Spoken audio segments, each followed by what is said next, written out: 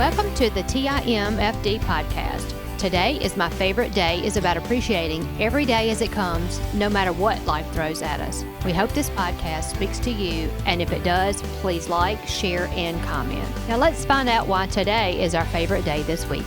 Well, welcome to Today is my favorite day. David, yes, how you doing? Merry Christmas. Merry Christmas. We're coming to the season. We're coming into the season. We are. We're past Thanksgiving. Yep.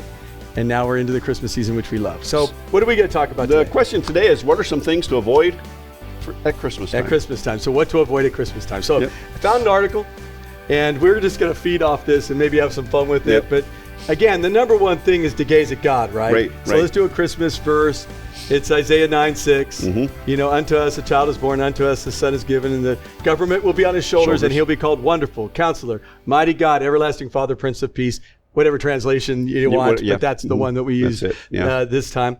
So we're gazing at God, you know, through this whole That's thing. actually what it boils down to. Yeah, so let's go over a couple of them. Here's one thing to avoid at Christmas time. Avoid overloading your schedule. Oh my goodness. Hey Sam, have you not done that, or you've done that? Yeah, well, yeah, okay, so that's it. Guilty That's as me. charged. Guilty as charged. And I'm sitting there looking at what I've got going on. It's like, no, I can't do this. So I had overcommitted on some things, Sure. and I made some commitments that I probably shouldn't have made. Didn't talk to the people I should have. Yeah, I didn't do what I should have done. Sure. And so now I've got to take a step back, and I've got to change that and take some things off the schedule, and recommit. And it's like I can think of one instance right now that I'm going to have to go talk to a business associate and say, look, I can't do this. Sure. I can't do this. I got that. After the first of the year. Mine is I have a one that's watching over me constantly, and I know God is, but there's another person that's watching over my schedule all the time. That's my wife. Yes. And right now we know it's going to be busy, and my job is to make sure that I have the breaks. Right. You know, and so jumping into everything and doing every event, I know I can't do that. We have a red and white Christmas party here at the church. It's going to be a blast. We're going to have a good time. We're going to keep it very easy, have a blast doing it. Tanya and I are going to lead it, and we're just going to laugh. And we're going to have a lot of prizes for people, that kind of stuff. But that's about the festivities. Right. That's pretty much what I think we're going to be mellowed out on. Right. We'll do stuff together, but we're going to try to keep it as peaceful as we can. So I guess one of the first things is if I'm overloading, I got to look at our wonderful Counselor, Mighty God, Everlasting Father, Prince of Peace. So gazing at God. And the thing is when you overload like that and you realize that you've overloaded the day, you really need to step back and breathe. Well, and it doesn't give you a long time to, the breathing thing that you do, to step back and breathe. It doesn't make us more efficient. No, it doesn't. Makes us a whole lot of efficient. Absolutely not. All right, another one is neglecting self-care. For me, I'm going to get my workouts in. That is something I have to do. After cancer, I just have had to do that 4 to 5 times a week. I have to be in the gym. I'd like to even be more. But if I'm not in the gym, then I have my weights in my office. And because of cancer, it's hard to keep muscle on. So I'm lifting a lot, trying to eat as much protein as I can. If you don't know, I'm missing a lot of intestines, so things kind of go right through me. So my self-care is not going to be on that end. It's going to be what I eat. If I eat sugar, I mean, Alex knows this. I eat sugar. My body's going to go into instant dump everything. And I'll drop down quickly. So what about you? What would be the things in self-care? For me, the self-care is there is some exercise things that I do on a regular basis, and it's not working, so I need to change that. But for me, I get going and I don't take the time at least once an hour to step back and breathe. Take the 5 minutes, 12 minutes or whatever, and breathe. And so what I have started to do is to break up my work time in front of the computer in 22 minutes and 22 seconds. Oh, wow. There's a whole thought process behind that. Do you have a timer on that? Yeah, I put a timer on my phone. If you check the timer on my phone, it says 22:22. And that's from a coach friend of mine. But I set that timer, and I do it first thing in the morning. And I'll tell you what it does. It's not that it makes things... It doesn't put pressure on to get things done, but it's like, okay, I've got 22 minutes to move. And if this thing takes longer, why did it take longer? So I've been able to go back, for example, posting, I do all my social media posts in advance. Okay. And one time I sat down and I worked for like 4 hours posting social media for like 2 months. That's tough. Well, yeah. And towards the end, it was like that. And they're not going to be very good. They're not going to be very good. But so anyway, but for me, the self-care is I've got to take that time. First off, I have to, my mind is trying to cash checks that my body can't handle. Yeah. Is what it boils down to. You get to a certain age and it's not that I feel old, but my body needs. I think the first thing in the self-care, and I got into the physical side, but the spiritual side is the number one thing. Yeah. So a quiet time in the morning, I got reading the Bible, praying, giving thanks. Those self-care things I'm doing. Yeah. When I don't do it, that's when I have a bad day. Yeah. Absolutely. And then I normally would not get a workout in if I don't do that either. Right, it's really interesting how that works. It is. When we mess up our first thing in the morning, like that, we don't do our Bible study, we don't do our quiet time, we don't do, that meditation, taking care of myself, then you're right. The whole day is messed up, and it doesn't matter what it is. Yeah. You don't do the workouts, you don't really focus on what you're doing, and you get sloppy. On this article, it also talks about substance abuse. Well, yeah, but it's hard, especially if you have an addictive personality and you're not in a program to keep you from going down that road. Right. So I guess our suggestion, at least my suggestion, would be if you don't have a Celebrate Recovery and you struggle with substance abuse, drugs, alcohol, it could be porn, we could do food, anything. All that stuff. Mm-hmm. So not listen to, I guess, any kind of abusive things to get with some other people. Right. And what happens usually, just so you know, in CR, Celebrate Recovery, which is a recovery program, biblical one, I usually see the amount of people showing up reduces between Thanksgiving and Christmas, and then it gets really big afterwards. And so the goal is not to do that. Stay there, right? It is. And I know what my addiction is, and I know that this time of the year can be very stressful. This is a time of the year that, you need a couple extra bucks and this, that. The gambling, and I know I can win. That's right. I know I can win, right? I can beat the house. Yeah, I know. It doesn't work, right? No, it doesn't work. So that kind of abuse, holding yourself to unrealistic standards, that's one that I have to watch out for. There's only so much can be done in a day. Yeah. That doesn't mean I'm to be lazy, right? But it does mean that I need to be wise in what I'm doing. Right. So I make a daily list, and then I put down on the other side of that list the things I want to get accomplished, the big things I want to get accomplished that week, and then that month. So for me, when I start seeing the month that I want to get it done in the day, that's not going to work. Yeah, that's where we really have to manage our tasks. Yeah. What gets done today. Yeah. Okay, this really isn't important, but I really need to do this. What was the famous line? Rome wasn't built in a day, right? Right, exactly. But that's hard for people getting things done. Yeah. So think about that. If you put that on yourself, let's not do that during the holidays here. Another one they put down was multitasking. I hear a lot of people talk about they can multitask. No, they can't. I know I can't. I thought the brain couldn't. I thought that it looks like people can, but really they're focused on one thing and then focused on another and another. And I think that what they're saying there is too many things going on all at one time. Right. And then what happens is the studies that have been done, your productivity doesn't really increase. Yeah. But what happens is your effectiveness and your accuracy decreases. Yeah. Because you've got too many things going on at once. And so another one that they brought up was relying on alcohol to cope with stress. So it's funny how they put down substance abuse, but then also put down relying on alcohol to cope. So we're not talking about an addiction, but you're looking at something to help you cope for that moment. Right. Which actually, in definition, is an addiction. But let's call it the gray tonic world, the gray world there, which I know some people on LinkedIn are very good about how to help people through that, that help business people and stuff that use alcohol at different times to cope or be able to communicate with people, and they don't need it. No, they don't need it, and we don't need it. It doesn't help you cope, and it doesn't really help you communicate. For those of you who have any experience with alcohol and so much time in the restaurant and bar business, a couple drinks, you may start loosening up and talking and stuff like that, but you don't want to talk to your boss that way. No. You don't want to talk to your spouse that way. And so functioning alcoholics they could function to a point, but we, not to find things to cope with. Mine would be food. Yep. To cope with food. And that last night I wanted to do that. I didn't. I didn't. I felt good about not doing that. but I wanted to grab a bag of chips and just start eating it. I can get there. So you understand that. Yeah. So, if you did it, don't beat yourself up. Right. Let's not make this as a habit. Right. And if you see it taking place, tell somebody in your home or friends or whatever. Another one is putting your partner's needs before your own. Now, there's a biblical side to loving people, right? Love your neighbor as yourself.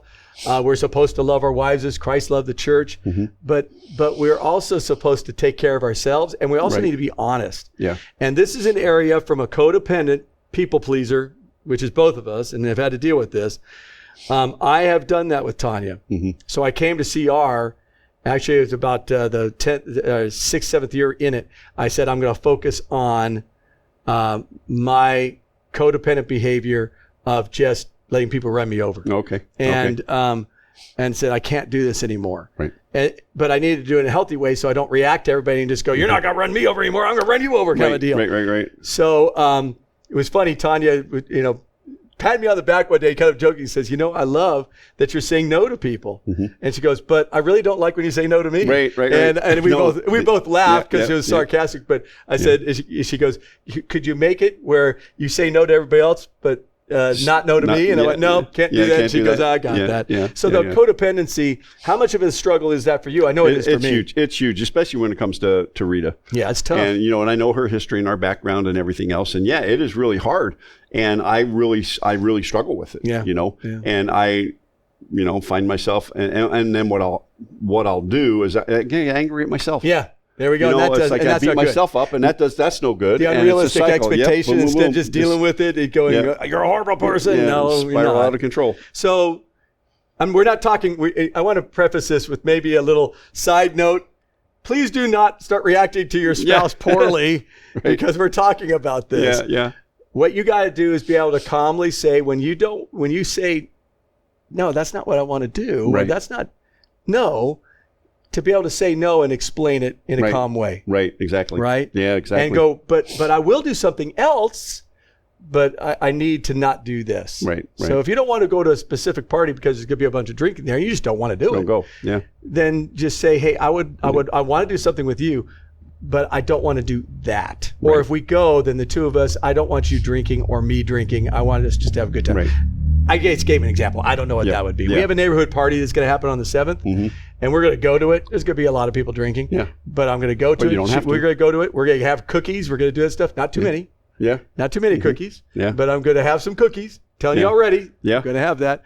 And I'm going to prepare myself for that. But another one would be ignoring professional help. Tanya and I have always gone and looked for counselors and sought help. Okay. And I'm looking at myself right now going, how am I going to work through this part of the season? Am I going to work well and not be a horrible person, or am I going to have to go to Roscoe as my counselor, go to him and talk to him? He's a guy that does really well with people who have gone through PTSD or they've gone through loss of children, specifically traumatic experiences, that kind of thing. And so, but I'm getting the help when I need it. And I do that with Tanya too. How much of a struggle is that for you? Yeah, it's a struggle for a lot of people. Yeah, it is a struggle for a lot of people. And I can't remember, it's somewhere upwards of 40% now of diagnosable mental health issues in the country. And so look, if you're in a room with 10 people, 4 of them are having issues. Yes. I mean, look at that. Absolutely. And so seek the professional help. We're not counselors, okay? And as pastors, you've had people come to, I need counseling. I need help. I'll give them biblical counseling for that one time. Yep. And part of the biblical counseling is God speaks to us in 4 different ways. Okay. He speaks to us through his word. Right? He speaks to us through prayer. He speaks through the Holy Spirit. The Holy Spirit, God, the Holy Spirit speaking through it to us, through comforting and convicting us and getting that unction right from God. And another one is he uses wise counsel of people that he has built into that have steps beyond you. So I always say, I'm glad you're here. But here are the counselors I would go to, and this is one I go to. If it has to do with PTSD, I usually have them talk to Tanya because she's usually connected with all the counselors that deal with that kind of stuff. Right. So I send them off. And we have a network and stuff like that. Yes. We might be the first stop. Yeah. But we're definitely not the second stop. No. And that's different from Celebrate Recovery. Yes. Celebrate Recovery, I'm an accountability partner with some people. I'm a sponsor with some others, but that's not a counselor. Right. That's just helping us stay on track, right? Yeah. And so, if you're struggling, get some professional help. Yeah. No shame in that. No. And not being self-aware enough to recognize the signs that your condition is deteriorating. Ooh. They said that something to avoid. Yeah. Not being self-aware of you deteriorating. Talk on that. So let's talk about on the health side of it. So I've noticed in myself recently, and I'm trying to figure out exactly what's going on. I'm having some balance issues. Okay. I am doing a chair yoga thing, and I get my steps in and things like that. But I'm aware that I'm having some balance issues, and what's causing that? I don't know. Right. Well, so what did I do? I scheduled help to get some testing done to figure out what's going on there. Sure. And so physically, I have to be aware. And the older you get, the more you have to be aware of what's going on with your body. You should be aware all the time, but especially as you get a little bit older, you need to really be aware of it. And then the mental side of it. Because I think that's what they're talking about. They're talking about the depression, anger, all depression, that stuff. anger, and here's isolation. You get to a point where somebody says or does something and you snap. Yeah. And so think about that. Is that normal response for you? Number one, if it's normal response for you, you really need it to be in a better, in a counseling situation to begin with. But if it's something that's out of the ordinary, or you find yourself, I have a good friend up in Wyoming, and I know when he's not in a good place. The profanity comes back. Yeah. Okay. Yeah. Now, and so for those of you who ever dealt with having an issue with, I was in a work environment for a lot of years where profanity was, every other word was something profane, right? Yeah. And so it Sports becomes world, same thing. Yeah. And so, but you have to make a conscious effort not to do that. Correct. And when you're not in a good place, and that's something that was part of your past, it's going to come back. Oh yeah. So if you find yourself or your spouse says, David, you're using that word a little too often. Yep. You probably... Well, and Tanya brought that up to me yesterday, my tone. Yes. And I went, okay. And we talked about it. And I said, we talked about it for both of us, our tone, because, the holidays are they're just tougher. Mm-hmm. They're tougher, not because of the church, not because of the people of the church. It's because of the loss of a child. Yes. Exactly. And it is different. It's just a different world to be in. And so my thing is to make sure to recognize and that is there something that I'm being triggered by, and how is it coming across, right? Mm-hmm. So I don't want to not recognize that. So I love this list because it's a good thing for us to be able to look at. And then it brought up one other thing. If you're helping someone with depression, you can avoid doing this, telling them to get better. So I want to just bring up some things. Don't tell them to get better. Right. Being hostile or sarcastic. Get over it. Yeah, get over it. Whatever. Nagging them to get to normalcy. Mm-hmm. Trivializing the experience. Yeah. Don't do that. We don't need to do that with anybody. No. And especially with people who have gone through, if they're going through physical loss, they're going through emotional loss, a divorce, right. That kind of stuff. We don't need to trivialize any of that. No, not at all. But what we do need is to be able to listen, right? We need to hear well. And we need to be able to make sure we're in a good place. So some of the things just to go, on that, belittling, dismissing people, patronizing them, being codependent, not dealing with truth. Yeah. Those are not good things. We need to be able to speak that out. So as we go into the Christmas season, what we want to do is encourage everybody. Yes. Right. Yes. So what would you say after listening to these things and going through these? What would be some things that you have seen in the business world right now that you think are probably some of the ones that you've seen that are biggest struggle? Most number one thing, and I just had a meeting with a whole bunch of business people, and they're talking about what they have going on in December. Okay. So they've all got a company Christmas party. They've got personal Christmas parties. So their things. Schedule is already overloaded. Oh boy. And so we really have to on the business side of it, and that comes to now you've got your work day anyway. And if you're a wise businessman, this is the time of the year where you take advantage of the fact that unwise businessmen are not pushing towards the end of the year. Correct. So this is the time where you really need to push your business and push on through and start the new year off with a bang. I worked in an industry where they said, well, nothing happens between basically between Thanksgiving and New Year's, but basically the week between Christmas and New Year's, nothing happens. There's no sales that go on. Huh. And so my boss, the other salesman, and myself, and the two guys we had working in the store said, okay, we're going to pound it this week. And we took business from every competitor because they took the week off, right? Yep. And so things like that. But you can make that part of normal business without overloading your schedule, right? So that's one of the biggest things, overloading your schedule. And that leads into a lot of other things. In business, almost all those parties involve alcohol. Yeah. Yeah, okay? That's supposed to be the social thing to be able to connect. It's a social thing, yeah. And so you really want to do that and really be careful. But those are the two big things. And I know that I struggle with that. My schedule is something that I honestly and truly, world. Yeah. And then so it's coming to the end of the year, and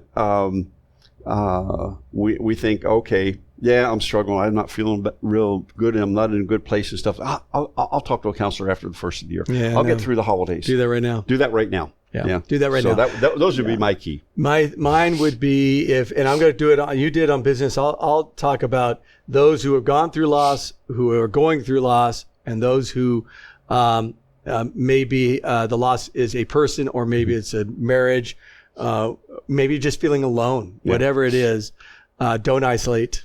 Yes. Even if you're an introvert, try everything you can not to isolate. Mm-hmm. At this church, if you're watching this thing, please come to the party. Get here on Sunday mornings. Make sure you stay with groups that are still going on. Yep. Already plan to get into something the minute January is hitting. Yes. So those are some things that for one, I'm not going to do the overloading because you just talked about that. So the isolation would be, to me, the big key. Don't isolate. If you need counsel, get it now. Remember, there are 4 ways that God speaks to us, so make sure you're in the Word of God and prayer. Mm-hmm. Listening and being quiet, that's what we talk about, the stepping back and taking a breath and meditating on maybe one verse and just thinking about that, and then giving thanks to God. Yeah. You need to do that. That's going to be a gigantic deal. If we do that, I think that we'll be in a better place. Yeah. And lastly, if you need a verse to get in your head for Christmas, do the Isaiah 9:6. Try to get that down, and then think about wonderful Counselor, mighty God, everlasting Father, Prince of Peace. Keep your head on that. I think that we will be in a better place because we're going to be gazing at God. Mm-hmm. Now I know. Yeah. And if you're with Tanya and I, who have gone through a big loss with a daughter, which then affected our entire family. I mean, it just did, right. And not in a positive way. That you could keep still looking up, still moving forward, and still having fun.